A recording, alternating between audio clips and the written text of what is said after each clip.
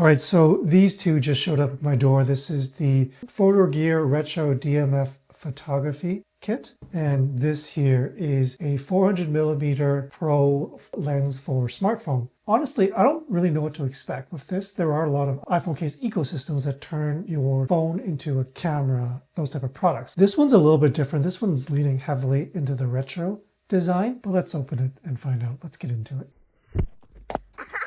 So quick bit of context before we dig in. I just shoot family, everyday moments, travel, things like that. I'm not a pro, I'm just a dad figuring things out. So when Fotogear reached out to me and asked me to check out the Retro Kit plus their brand new 400mm Pro lens, I was curious and I said yes. I am of that vintage that does like retro things. And I'd already come across this kit before, but over in North America, we don't really see a whole lot of these kind of super zoom lenses that go on the main camera. And I see videos about them all the time. Overseas, you got offerings from like Oppo and I think Vivo and others, but we don't see a lot of that over here. And so I didn't want to scratch that itch and see what 400mm on the main iPhone lens looks like, because there's a lot of possibilities with this setup, particularly in like lower light situations. Anyway, let's get started with the unboxing. So let's open up this box. It actually feels very nice. Oh, very nice. You've got the card right here, and that's kind of what this looks like. Oh yes, some literature, of course, and that's one of the lenses you could get with this. Very nice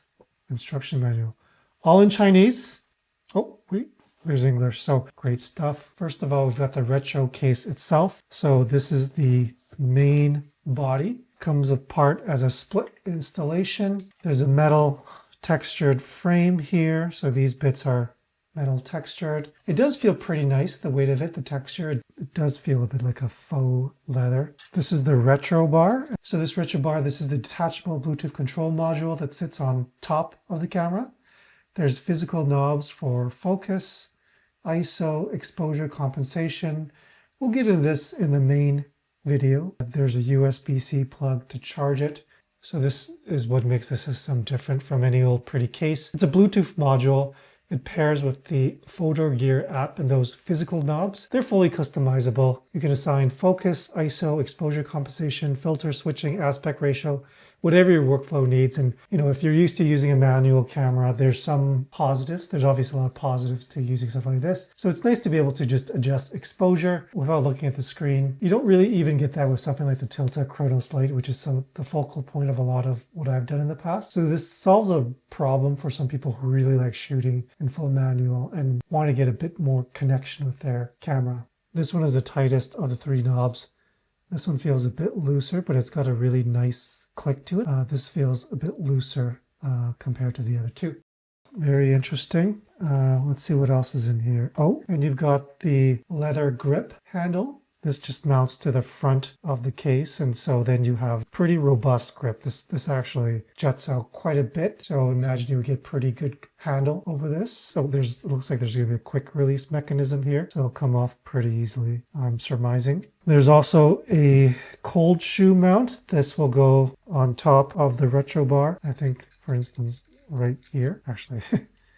It'll go on to, not the retro bar, top part of the case. If you're not going to be using the retro bar, you still get cold shoe compatibility. You can stick on your DJI mic mini receiver theoretically if you want to. Here I think is the 67mm adapter. Yep, that's what it is. So this is for filters. Circular ND filters, CPL black mist, they're all compatible if you use 67mm ND filters.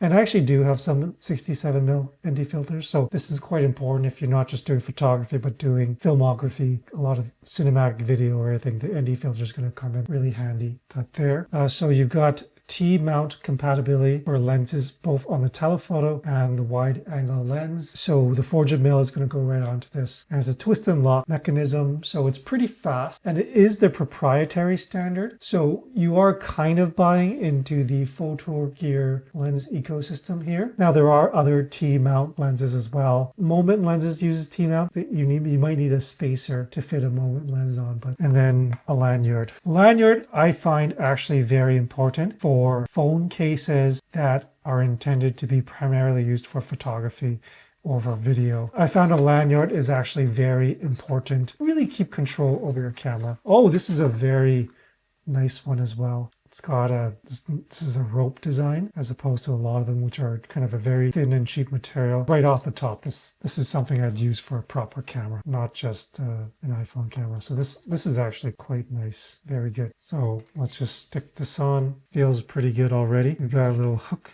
there, and you just put that in here. Now let's just start with just the basic case, not the retro bar. It definitely does feel different than the usual case. I'm going to put that leather grip on because I did like the look of it. All right, so slide it on. Okay, so you still got good clearance. Your light, I guess we'll see if that impedes the flash at all, and your other sensors here. And yet the grip is a bit better. So if you're going for a different look for your phone, something a bit more retro, then I can see how this is different, and it makes a bit of a statement. You might actually realize someone is holding a phone. Let's take off the top bar and stick on the retro bar instead. So this piece stays on, and you actually stick the retro bar on top of this. Now it really is very different. And this actually transforms the way you even hold the phone. Without the grip, it does feel slightly slippery, but once the grip is on, this thing feels just like something else altogether. It doesn't feel like a phone anymore. Okay, now that I've slapped on the retro bar, it does feel very wide as a package altogether. You are definitely committing a bit to this being almost camera first, phone second, which in my mind would change my mindset on how I use this. But it's very intentional, I think. So if you handed this to someone on the street, I think they'd have to look twice before realizing it's actually an iPhone. And it does feel wider as a package altogether. That said, I've had my hands on this for about an hour. I need real world, use to tell how it actually performs. How's the Bluetooth latency? Does the knob feel smooth or notchy after extended use? Does it accidentally activate in your bag? So stay tuned, subscribe if you're interested in seeing the full review of this. But so far it seems it's pretty interesting. All right, so very nice case right off the top. So let's see what it looks like inside. So it comes with a phone clip if one was to use a 400mm lens on a phone clip. It also comes with a microfiber, an eye cup. You can use this as a telescope. And of course it comes with a pretty nice lens cap. There does appear to be some threading on the inside, so you can, in theory, use some filters with it, although actually I don't know. It's kind of at an angle. But anyway, this looks pretty nice. One thing to note is that this is a manual lens, which is why it's a bit more inexpensive than other lenses. Most super telephoto smartphone lenses work off the telephoto lens. If you do stick those types of lenses on the main lens, you are going to get black corners.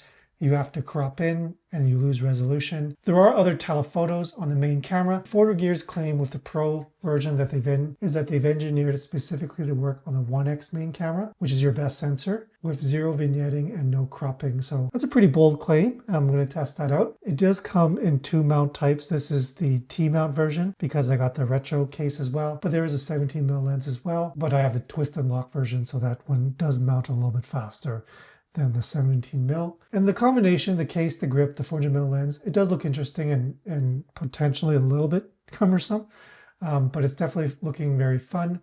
It does come as well with a tripod. You're going to need this because camera shake is definitely going to be an issue when you are shooting with any 400mm, not just this lens. So good to have a tripod mount and a little tiny tripod as well. I could see using this at like a kid's sports game or the zoo or on vacation. But here's my first couple of test shots, and I'm going to take this out into the real world and test it out.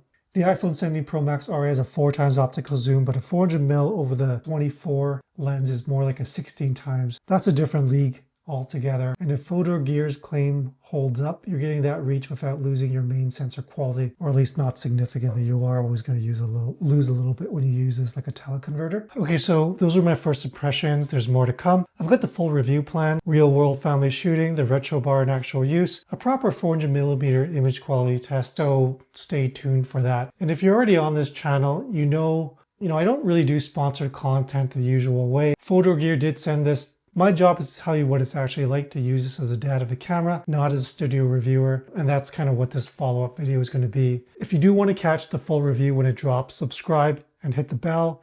That's the easiest way to not miss it. And again, I'm just a dad of a camera, figuring things out. See you in the next one.